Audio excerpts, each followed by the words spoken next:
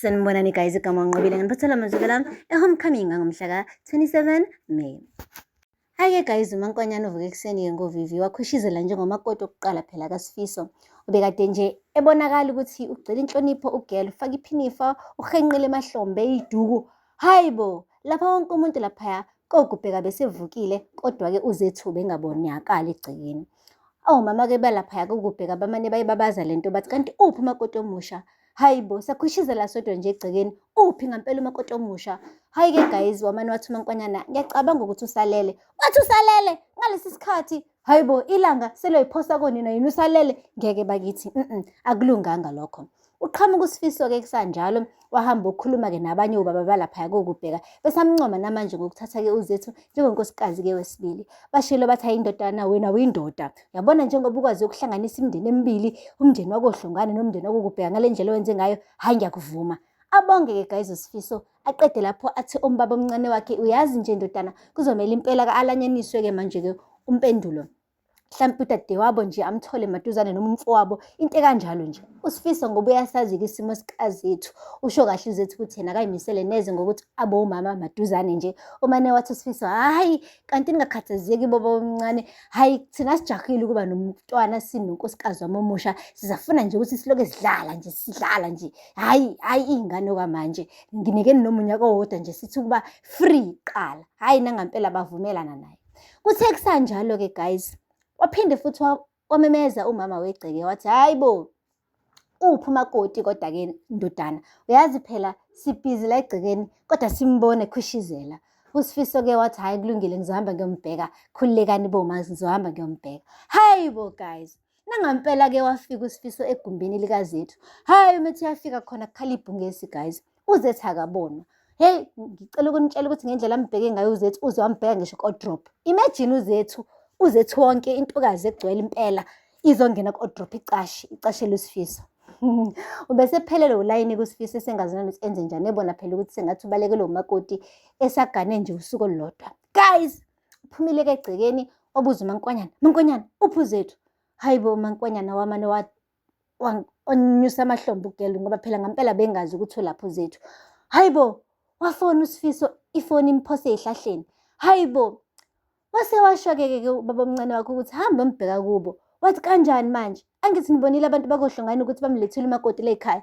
Mase sengithwala ikhanda mina ngiyakhona ngithi ngizobheka umakoti wami, angeke ngibonakale njengomuntu kahle kahle ongayinakekeli indodakazi yabo. Ngizomfuna kanjani uZethu ukubona kube kuyibona bamlethela kumina? Hayi, wamane wathi ubaba omncane wakhe, ayi kodwa ngeke ndodana, kuzomele umbheka khona ngoba iyona kuphela indawo angaya kuyona. Hayi bo, wathi ufanele ungaraji nongaraji ucingo-ke lamphose ey'hlahleni.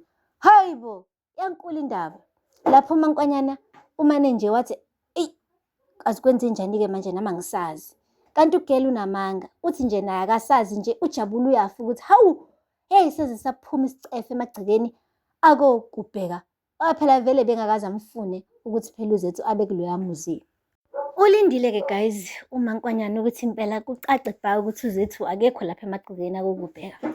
Ube ukubona ukuthi hayi impela akabuye intombo, wamane wawaphansi ngedolo, wathandaza uMankonyane guys, wathandaza umkhuleko ebengakazi nami ngokucabanga ukuthi ungase uphume emlonyeni wakhe. Yeyi, umane nje wathi, oh yeyi, ngaze ngabonga Nkosi, bengazi ukuthi usangithanda kangaka. Hawu, uyazi phela bengicele mina nje ukuthi ube nokuthula lekhaya, wamane wena wenze ongaphezu kwalokho. Uyazi manje ubaba usezobona ukuthi kahle kahle yimina ofanele ukuba unkosikazi wakhe, hayi omunye umuntu. Yeyi, waze walisusa elibemnyama phezu kwamakhanda ethu. Hawu, waze wangenzela umusa baba, ngiyabonga. Awu, hayi bo guys, uMankonyane waze wajabula uZethu ukuthi ubalekile emagcekeni akoGubheka. Yeyi, ungaze ufunge ukuthi ugele uwine ilotho. Kacaca ngampela ukuthi yazi nangale ndaba leyo ukuthi uZethu umdlisa ushevu ngathi ugele ubeqamba mangamethi uyayisola. Yazi ngibone namhlanje ukuthi uMankonyane kahle kahle bengayisoli ngokuthi uZethu kahle kahle umdlisa ushevu, ubeyisola ngokuthi emva kokumdlisa ushevu kodwa umshado uqhubekile. Yilento nje abekade imphethi kabi. Hawu, waze wabonga ugirl, ebonga nje ukuthi-ke uZethu akasekho koGubheka. Akupheli-ke lapho. uMetronic emva kokuthi athi mekungena endlini ayificele undodana wakhe-ke Nesthando endlini. Hayi, umane nje wahlanya impela uMetron. Wathi ufunani lana wena? wathi uyachaza uThando, wathi lalela ngithi ufunani emzini wami. Wathi uyachaza uShobane, wathi wena musuku ukungena emlonyeni umuzi wami lona. Kahle kahle wena ntombazane kade ngangikukhuza ngithi hlukana nendodana yami. Kunini nibhizi nilahlela kwindodana yami? Anibonini ukuthi ama-level enu awalingani? Kahle kahle wena uhlezi nje uvule amaphakethe ufune nje indoda ezofika ikuphi imali. Angithi ufuna imali yendodana yami. Wathi uyazama ukuchaza bandla uNesithando ukuthi hayibo mama mina ngiyasebenza ngine-career yami. Wathi iphi i-career? Usho la kuholwa khona amakinati. Ngithi phuma kwindodana yami, hamba wena urabishi. Hayibo guys. Wathi uyazama bandla ukuchaza. uShobane kwathiwa wena ngithethula. Wena ngakuthwala for 9 months and 18 days. Yimina unyoko okwaziyo. Ayikufanele le ntombazane. Phuma rubbish. Waphuma ngempela uNesithando. Wathi nawe mlandele, landela le rubbish yakho uyitshela ukuthi ngithe ayihlukane nawe. Guys, akupheli-ke lapho. Eklinikhi ke uNesithando uzamile avoid uShobane, kodwa uShobane uyayifela ngoThando.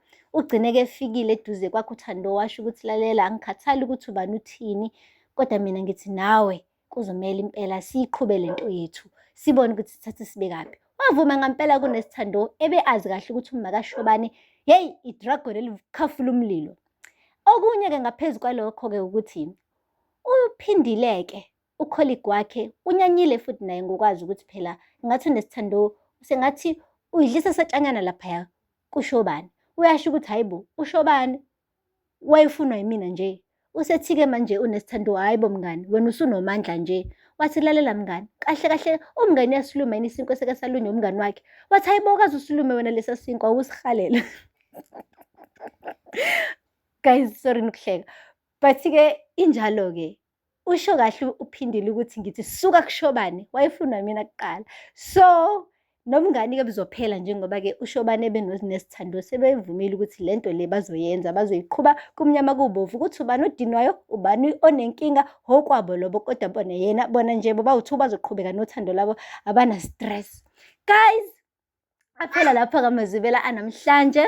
Ningakhohlwa ukusubscribe, nilike, nikhomente.